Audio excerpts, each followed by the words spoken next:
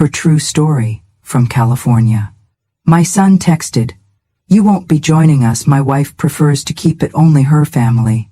After I paid for the whole vacation, so I froze the travel fund before takeoff. They boarded the plane. The card didn't. "You should understand your place. My wife prefers to keep the vacation just for her family.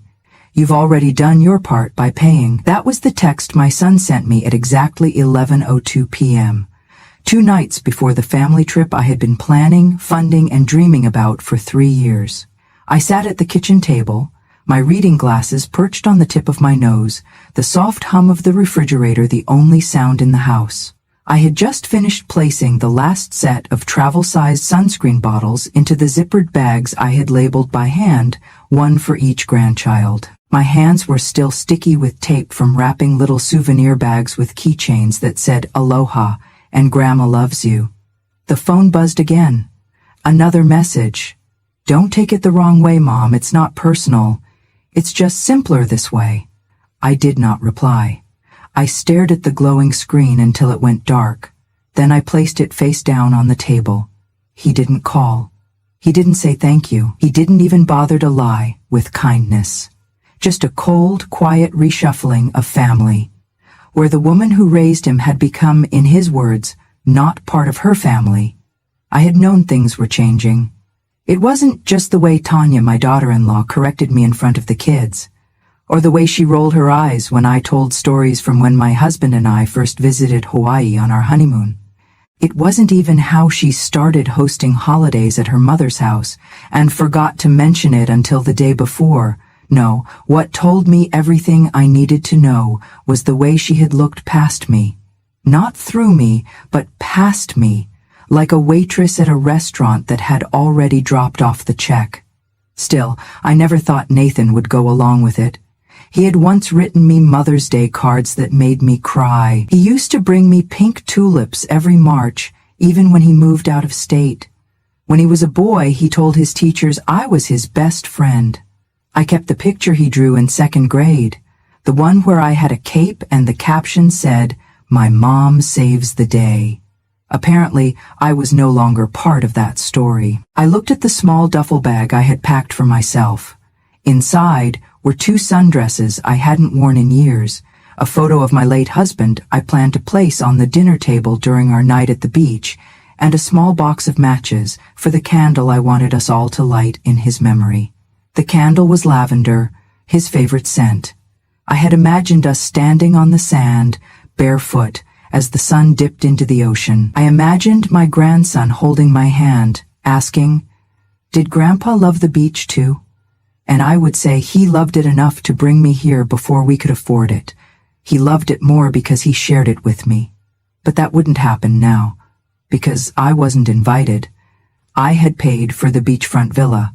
I had booked the flights. I had organized the airport transfers, the luau tickets, the snorkeling lessons, the breakfast baskets. I had spent hours on the phone with a travel agent, making sure the beds were soft enough for the kids, the walkways flat enough for Tanya's mother's bad knee. And now I was a line item that had been crossed off, the ATM that wired the funds and then quietly disappeared. I sat in the kitchen a long while. The clock ticked toward midnight. The house was dark around me, but I didn't turn on the light. I let the dim glow of the under-cabinet bulbs cast long shadows over the counters I had scrubbed earlier that evening. For a moment, I felt shame. Not anger, not even sadness, just shame. The quiet, aching kind that makes you feel like a fool for hoping. I thought about calling him. I even picked up the phone. But what would I say?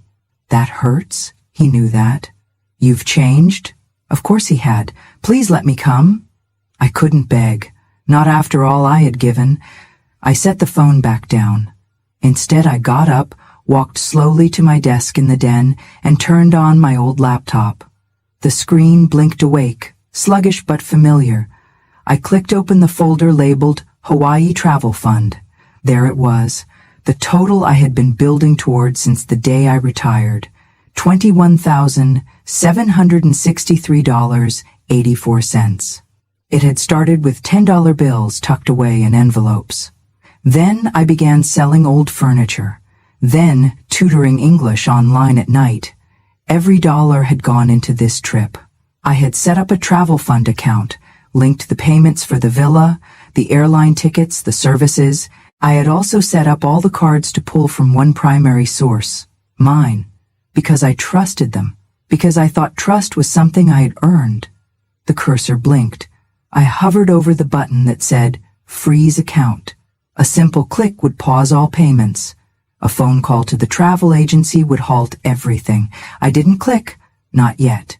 Instead, I opened a blank document and I started typing something else. Not a response to Nathan, not a plea. A list. A new list of names. Women from the church who hadn't left the state in 20 years. My friend Carol, whose son hadn't spoken to her since she got cancer. Louise, who buried her husband last fall and still brought his photo to Bible study. Frances, who helped raise her grandkids but wasn't invited to their graduations. Beverly, who told me last month that no one had ever taken a picture of her on the beach. I saved the file. Then I went back to the bank page. I clicked Freeze. A small box popped up. Are you sure you want to pause all linked transactions? I clicked Yes. Another message. All linked cards will be disabled immediately. Yes. Then I sat back, closed the laptop, and took a deep breath. I picked up the souvenir bag I had made for my youngest grandson. I took out the keychain and placed it on the table. Then I unwrapped the others, one by one. And for the first time in 3 years, I let myself imagine a different kind of trip. One where I was not unwanted, not a burden, not a footnote, but a host. And I smiled. Not out of revenge, but out of something stronger. Clarity. It started with a jar. An old mason jar I kept behind the flower in the kitchen cabinet. I called it the dream jar, though nobody knew that but me. Every time I skipped buying something small, a bottle of vitamins, a movie rental, a new pair of house shoes, I'd take that money, in cash, and slip it into the jar. It wasn't much at first. $5 here, the welk there, but over time it grew, quietly, like hope tends to do. 3 years I saved. I canceled my cable. I stopped buying my favorite tea. I tutored students online for extra income, even when my joints ached and my eyes burned. I turned the heat down at night and wore double socks. I declined invitations to lunch, telling friends I had a tight month. They didn't know I was putting every dime into that jar. For what? For a memory. For one last beautiful moment as a family. Hawaii wasn't just a destination, it was a symbol. James and I had gone there for our honeymoon. We were just 24, barely married, broke as could be. We shared a single suitcase and split sandwiches at lunchtime. He got sunburned so badly on the second day, he wore a bedsheet like a cape for the rest of the week. We laughed more than we ever would again. After he died, I made a quiet promise to myself. I'd take the family there. I'd let the grandkids see what he saw. Let Nathan feel the sand his father once walked. Maybe it would reconnect us. Maybe it would remind him of where he came from, of who loved him first. So I planned. I researched villas that could house all 9 of us. I called the travel agent a dozen times to ask about bed arrangements, dietary needs, and wheelchair access for Tanya's mother. I ordered custom t-shirts with everyone's name and the words, Family is Forever, 2023, printed across the front.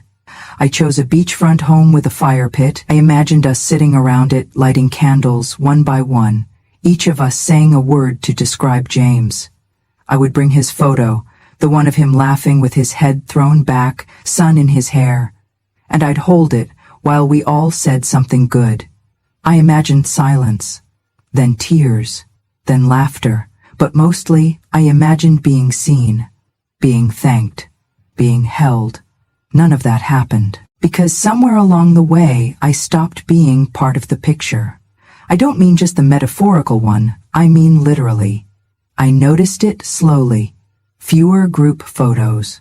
When they posed at Thanksgiving, Tanya would say, Let's do one of just the kids. Then, let's do one with just our family unit. And by the time they were done, there wasn't time for one with me. At Christmas, they all wore matching sweaters, red with white trees. Mine was blue. I didn't even know there was a plan. Nathan would brush it off. "Oh, you're not into that stuff, Mom." But I was. I just wasn't asked. Tanya took over birthdays. She hosted everything at her mother's place. I was invited, but I felt like a guest. Once, she told someone, "Nathan's mom is here too," as if I'd wandered in uninvited. And always, she smiled like she didn't mean harm. But harm doesn't always come with raised voices. Sometimes, it comes with exclusion, with omission, with being the one left out of every photo, every story, every seat at the table. But still, I planned. I held on, because this trip was going to bring us back together. Because once we were all under that Hawaiian sky, with waves whispering against the shore and children squealing in the sand, maybe love would be enough to remind them. That was the story I told myself. That was the dream I built out of sacrifices, small and silent, until that text, that single text that turned a 3-year dream into a 3-second dismissal. "You've already done your part by paying." Suddenly, every skipped tea, every cold night, every tutoring hour spent squinting at a screen felt foolish. I hadn't been building a bridge. I'd been building a pedestal, one they never planned to visit. I thought of the candles I'd packed, of the moment I imagined us holding hands by the fire. But the truth hit me like a wave breaking sharp against rock. They didn't want my stories. They didn't want my memories. They just wanted my money. And now that they had it, they wanted me to disappear. That night I went to the closet and unpacked my bag. I set the lavender candle on the table beside James's photo. Then I sat in the quiet and asked myself something no mother should ever have to ask. When did I become a burden in the family I built? The morning after the text, I woke up earlier than usual. Not because I had anywhere to be, but because I couldn't sleep. I kept hearing his words in my head. Not even his voice, just the words. Cold, typed, delivered through a screen. "You've already done your part by paying." I moved through the house like a ghost, folding the same blanket twice, straightening picture frames that were already straight, wiping the kitchen counter though it was spotless. The silence clung to me. It hummed in the walls. Later that afternoon, I opened my email to check a grocery receipt, and that was when I saw it. Subject, Final Itinerary, Hawaii Family. Passage, sent from the travel agency. I clicked it without thinking. A full breakdown of flight schedules, villa check-in times, excursions, dinner reservations, rental car pickups, everything I had worked so hard to organize. I scrolled slowly, eyes scanning for confirmation of what I already suspected, but hadn't wanted to face. There were 8 names. Nathan, Tanya, their 2 kids, Tanya's parents, Tanya's sister's boyfriend, not mine, not Mom, not Marilyn, not anywhere. 8 plane tickets, 8 lay greeting passes, 8 guests registered at the villa. I was not one of them. I stared at the screen, my hand hovering over the mouse. Then I zoomed in. Maybe there had been a mistake. Maybe I was under guest 9. Maybe they'd added me separately. Maybe, but there were no other attachments. No side bookings, no separate confirmation. Just 8. I sat there for a long moment. Then I closed the laptop gently, like it might break if I moved too fast. That evening, Tanya called. Not Nathan, Tanya. Her voice was overly cheerful. "We're just wrapping up packing," she chirped. "I hope everything's set on your end money-wise. I think the final payment hits tomorrow, right?" I didn't answer right away. Then I asked softly, "Is there anything you need me to bring?" A pause. A sharp, awkward silence. "Bring?" she echoed. "Oh, no, you don't need to bring anything," I pushed gently. "Just wondering if I should pack any games for the kids or snacks for the flight. I know sometimes they get motion sick." She cut me off, still smiling, but with steel in her voice now. "Marilyn, we've got it all handled. You really don't need to worry. In fact, we were thinking it might be best if you took this trip to rest. Stay home, focus on you." She didn't say it with malice, but the finality was there. They had planned the whole thing with me excluded, and were now pretending it was for my own good. After the call ended, I stood in my kitchen, staring out the window at the bird bath James had installed 20 years ago. The water was still, not a ripple, just like me, not angry, not shocked, just still. I walked to the closet, pulled down the small fireproof lockbox and opened it. Inside were the documents I'd kept since opening the travel fund, the account I created, the account I funded, the account linked to every single booking. I flipped through the forms. There it was in bold letters: account holder Marilyn Rose Monroe, authorized users none, no co-signers, no shared ownership, no alternate access. I sat down and opened my banking app. There it was.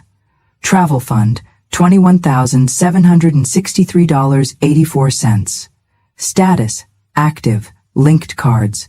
6 primary billing owner, me. That's when I started thinking about how easily they had erased me, how confidently, how they had spent my generosity like it was their right, and discarded my presence like it was a burden. I was never meant to go. They just needed the money. It had never been our vacation. It was a transaction, and I had been the bank. But the thing about banks is, they can close. I did not make any decisions that night. Instead, I turned off the phone, made myself a cup of peppermint tea, and sat with it. I let myself feel it fully, not just the insult, but the clarity. They did not forget me. They omitted me. And worse, they assumed I would be too passive, too old, too grateful for crumbs to notice. They thought I'd stay in the shadows and smile anyway. They forgot who raised them. I closed the app, and for the first time in months I slept through the night. I didn't yell. I didn't cry. I didn't call anyone to announce what I'd discovered.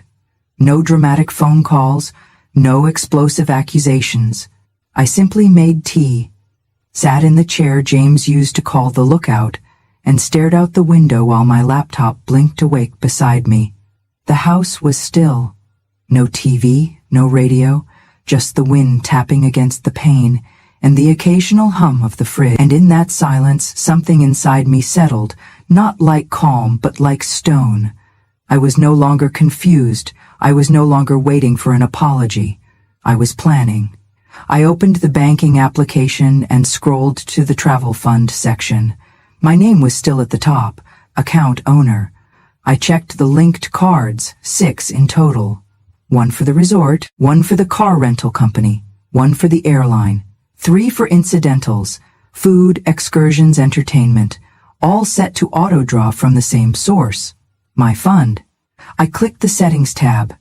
There it was, transaction lock, freeze mode. I hovered over the toggle. A small note beneath it read, "Activate this setting to pause all outgoing charges from this account. Linked cards will be disabled. No new charges can be authorized without account owner verification." 1 click. That was all it would take. But I didn't click it yet. Instead, I opened another tab, the one for my calendar.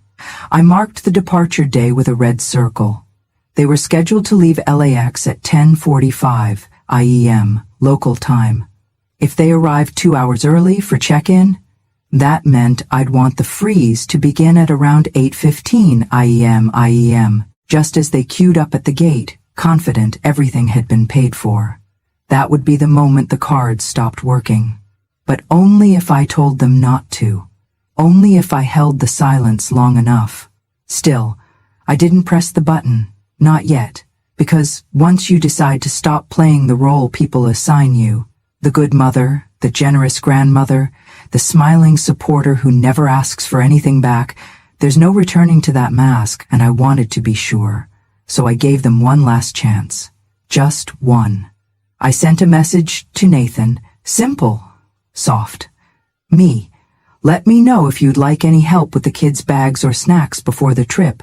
I can bring some extra motion sickness bands for Olivia. No reply. An hour passed. 2. I could see that the message had been read. Still nothing. No thank you. No acknowledgement. No we appreciate you. Just nothing. That's when I knew. There was no misunderstanding.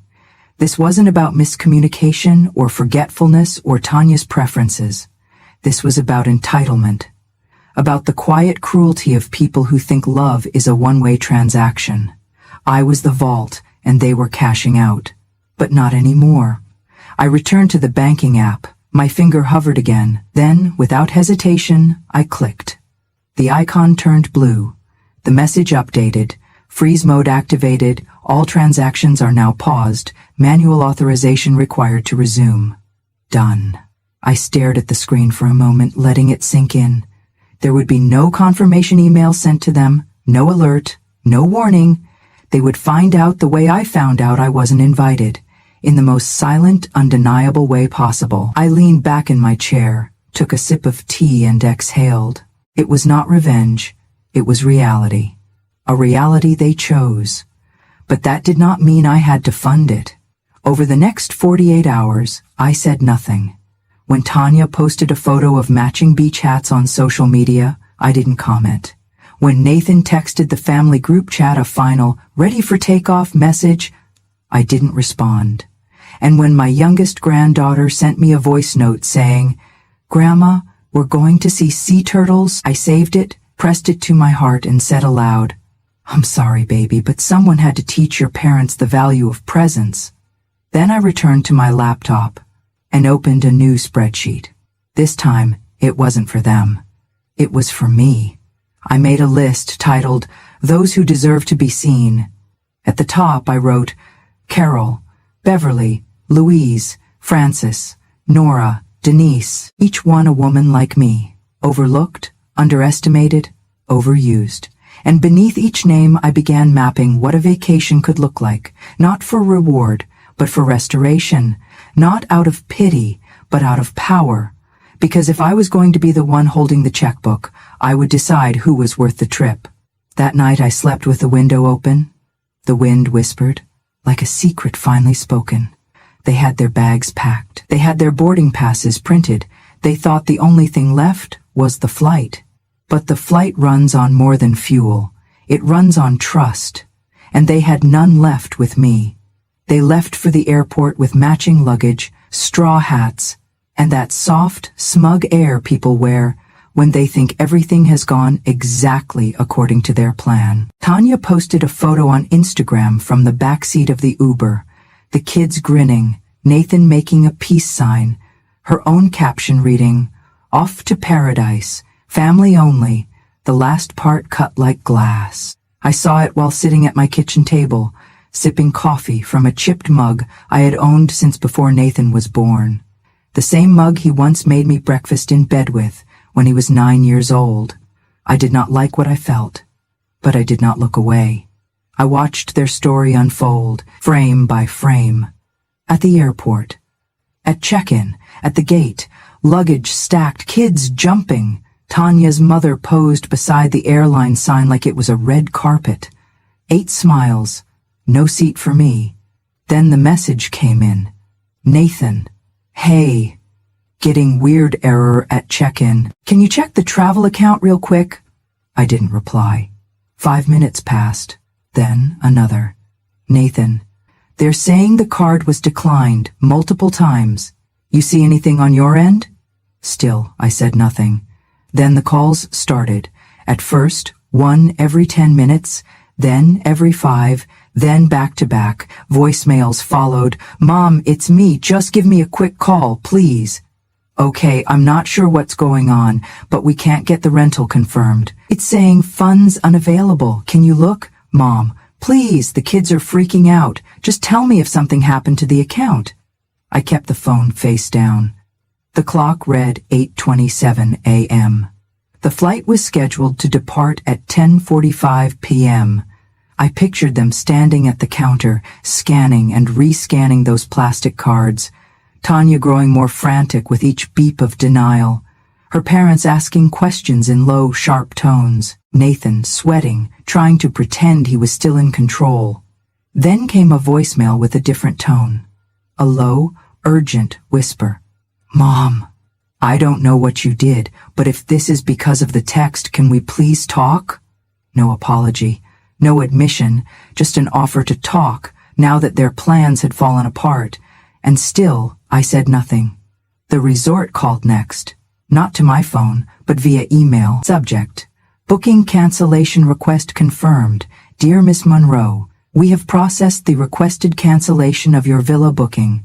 Due to the account freeze, associated charges have been reversed. As per your authority as the sole account holder, no further action is required. We hope to welcome you in the future. I read it once, then twice, and finally I allowed myself a small, bitter breath of release. They would not be welcomed. Not there. Not now. Maybe not ever. At 10:40 a.m. Nathan texted again. We're boarding. Call me, please. But I didn't. They took off without a place to land, because money is only a guarantee when backed by trust, and they had broken theirs. By noon I had over 50 missed calls. From Nathan, from Tanya, even from her mother. I didn't listen to any more voicemails. I went for a walk instead. The air was warm, birds chirped. A neighbor waved and asked if I was heading anywhere for spring break. I smiled and said, not yet, but soon. When I returned, the phone had finally stopped ringing. Instead, there was one new message. Nathan, look, if this was about what we said, maybe we messed up, okay? I don't know, things got twisted. But the kids are here, they're excited. We can still fix this. Please, just unlock the account. I promise we'll talk everything through when we get back. I stared at the screen. They wanted the vacation and postponed the apology. They wanted forgiveness without confession. They wanted me to fund their joy while they exiled mine.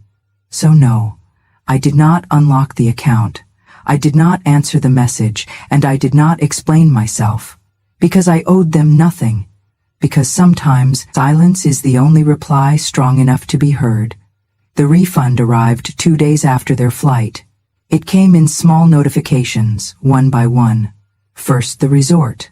Then the rental car company, the airline taxes and fees, the tour packages, the private chef deposit, the lays, the luau, the snorkeling excursion, all returned, all reversed, all mine again. My travel fund account, once drained by love, was full again. But this time, love would not be blind. This time, I would spend it differently. Not for appearances, not for people who viewed me as a wallet with wrinkles. This time, I would spend it on those who knew what memory was worth, because they too had lived lives of giving without being seen. I opened my notebook, the same one I had used to write down James's favorite songs, his old fishing recipes, and the names of every grandchild. I flipped to a clean page and wrote 3 words at the top. The Forgotten Women. Underneath, I began listing names. Carol from church. A widow whose children hadn't visited in 5 Christmases. Frances, who still wore her wedding ring, even though her husband had left her 30 years ago. Beverly, who cared for a brother with dementia and slept on a cot beside his hospital bed. Nora, who once told me, the worst part of old age isn't the pain, it's the invisibility. Lucille, my old neighbor, a retired librarian who'd never seen the ocean. And Dottie, who had once given me a ride to the clinic when I twisted my ankle and never let me repay her. I made 6 phone calls.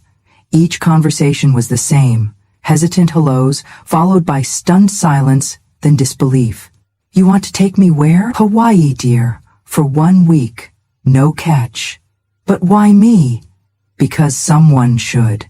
Because you matter. I made the bookings under my own name this time. 1 villa, 6 women, 7 days. No tags, no hashtags, no family-only captions. I called the travel agent and gave her different names. I asked for separate beds and 1 large table with enough space for all of us to sit together every night. Then I went to the box beneath my bed. Inside was the photo of James I had planned to place at the head of our family table. His smile still strong, still mischievous, still mine.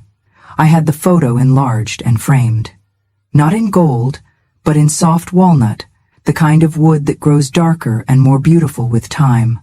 I packed it in bubble wrap and placed it carefully in my suitcase. When we arrived at the villa, a place perched above the ocean, where palm trees swayed like slow dancers and the salt air kissed your skin before you knew it, I walked through the front door and set that photo on the dining table. No one questioned it. No one asked me to move it aside. That night, we sat together under hanging lights, the sound of waves whispering through the open doors. Carol wore a bright scarf and kept refilling everyone's wine. Beverly toasted to finally being somewhere I didn't have to clean after. Frances cried when she saw the view from her window. We didn't talk about who forgot us. We talked about who we remembered.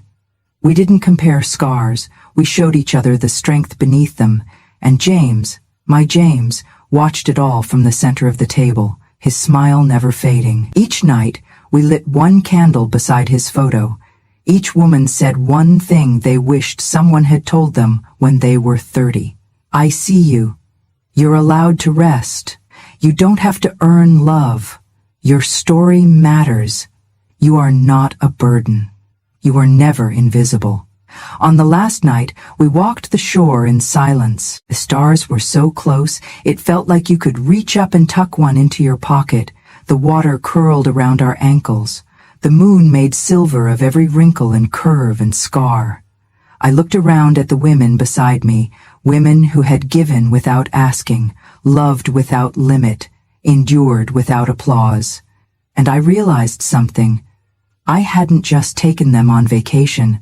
I had brought them home, to each other, to themselves, to the reminder that memory, when shared with the right people, becomes more than a flash in time. It becomes legacy. The email arrived 3 days after they returned. I had just come back from a morning walk, the ocean still whispering in my ears. My suitcase was halfway unpacked, with a half-eaten pineapple wrapped in the fridge, and the scent of plumeria still clinging to my clothes. I sat down at my desk, opened my inbox, and there it was. Subject: just want to clear the air, from Nathan. I stared at it for a long moment before clicking. Hi, Mom, we're back now. It was, well, not quite what we imagined. A lot went wrong, obviously, and I guess some of that was our fault.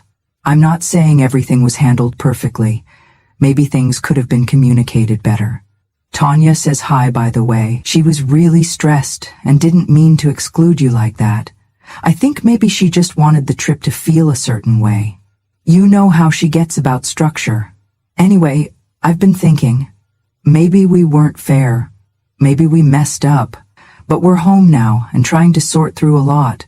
Honestly, the kids are confused, and we're trying to shield them from too much drama. That said, we're in a bit of a bind financially. We had to rebook a bunch of stuff on credit, and it's kind of snowballing now. So I just wanted to ask, if you're able, could you maybe consider returning the original deposit we gave for the trip? Or even part of it? I know you probably feel hurt, but we're still family. Just let me know.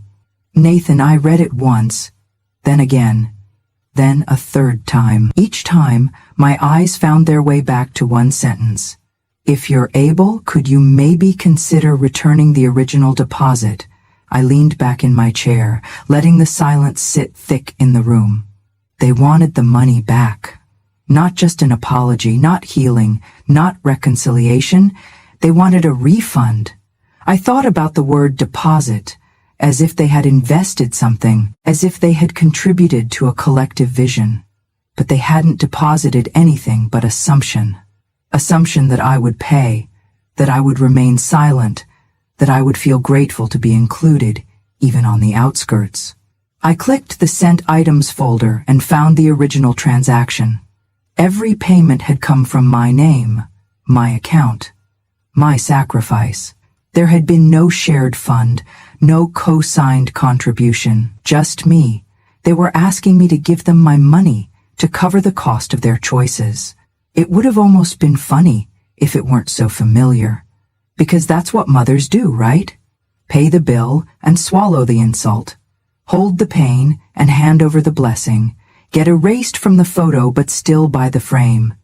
I closed my eyes and pictured the dining table in Hawaii, 6 women laughing, clinking glasses, passing bread, James smiling from the center, in his walnut frame. No demands, no expectations, just presence, just peace. Then I thought of Nathan's email. The absence of any real apology, the presence of excuses, the convenient inclusion of Tanya's stress, and the vague suggestion that I should just understand. But understanding doesn't mean surrender, and love without respect is not love at all. I reopened the email, hovered over the reply button, then closed it again. There was nothing I needed to say. Because if you need to explain why you won't refund Betrayal, the person asking never deserved an explanation in the first place. I folded the laptop shut and went to the kitchen. I poured a glass of iced tea and looked out the window. A bird dipped low across the yard, brushing past the wind chime James had bought on our 35th anniversary. It sang a note as light as memory, and I smiled. I may not have received a true apology, but I no longer needed one, because I had something better. I had clarity, and I had kept what was mine. I sat on the beach, toes buried in the warm, forgiving sand, watching the tide roll in like breath itself. The sky was the kind of pink that only appears in postcards or memories you swore you'd forgotten. Behind me, the villa glowed with the sounds of women laughing, not loudly, not for show, but in that low, full way that comes from somewhere deep, from someplace healing. Frances was telling a story about the time she took the wrong bus and ended up 3 towns away from her wedding rehearsal. Carol was trying to teach Beverly how to hula with a flower tucked behind one ear. Dottie was singing an old lullaby under her breath. And Nora, sweet Nora, was writing a postcard to herself, addressed to the home she said no one had written to in over a decade. I watched them and thought, this is what family looks like when no one's trying to impress each other. Just presence, just joy, just permission to be. It had taken me a long time to understand that love doesn't come with volume. It comes with consistency, with showing up, with listening, with choosing someone even when they're no longer convenient. That night, after dinner, we gathered outside on the patio. I pulled out the candle. Lavender, the last one. I had brought 7. 6 were already lit, each one by a different woman, each one carrying a memory, a name, a goodbye they'd never been allowed to say aloud. Now it was my turn. I set James's photo at the center of the table. The women fell quiet. I held the matchstick in my hand. This, I said softly, was supposed to be for all of them, for my family. But I think maybe it was always meant for this. I struck the match. The flame flared, then steadied. I lit the candle and watched the wax begin to melt, slow and certain, like time itself. One of the women, Beverly, reached over and touched my hand. I didn't think I'd feel this again, she whispered. Peace, gratitude, like I mattered. She looked at me, tears welling in her eyes, and I didn't think it would come from someone like you. Someone like me? I asked, smiling. Someone who knows, she said, what it's like to give everything and still be left outside the door. I didn't respond. I just held her hand a little tighter. After the candle burned for a while, I stood up and walked down to the edge of the beach. The women followed behind me, slowly, barefoot, each carrying a seashell or a ribbon or a single written name tucked in their pocket. We formed a circle in the sand. No ceremony, no script, just silence. And then I said it, not to them, not even to James, but to the part of me that had needed to hear it most. I'm not sad anymore. Because I wasn't. I wasn't angry either. I wasn't waiting for Nathan to call. I wasn't hoping Tanya would realize what she'd done. I wasn't holding out for some teary reunion where everyone finally understood how much I had carried. I had stopped carrying it. And for the first time in decades, I felt light. I thought about that email, that pathetic, calculated attempt to turn apology into negotiation. I thought about the years I spent trying to be enough for people who only saw me when they needed something. And I smiled. Not the kind of smile you wear at family gatherings where you're handed a paper plate and told to sit at the kids' table because there's no more room. No. This was the kind of smile that comes when you realize you were never the problem. You were just giving your best to people who'd already decided it wasn't enough. That's when the words came. Quiet as the wind. Kindness breeds entitlement. So I erased that kindness. And now I owe nothing to anyone. Not because I was bitter, because I was finally free from expectations that had only ever drained me. Free from the weight of false belonging. Free from the performance of motherhood that required constant sacrifice without ever being asked, "And what about you?"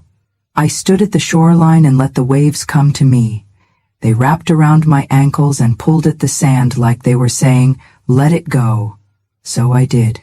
I let go of the dream of a family that would hold space for me. I let go of the house I helped build, but was never welcomed in. I let go of the quiet, endless reaching for approval I'd already earned 1,000 times over. And what remained was this: a handful of women, a villa glowing behind us, a husband's smile frozen in a photo, and a heart no longer begging to be seen. I turned back and looked at them, my chosen family, and thought, I was never left behind. I simply found the ones who were walking my way. If this story touched something deep in you, if you've ever poured your heart into a family that forgot you, if you've ever been erased and had to write yourself back in, then you belong here. This is Grandma True Stories, where silence becomes strength and memory becomes power. We tell the stories no one else dares to, of mothers discarded, of women who endured, of legacies rebuilt, not with noise, but with truth.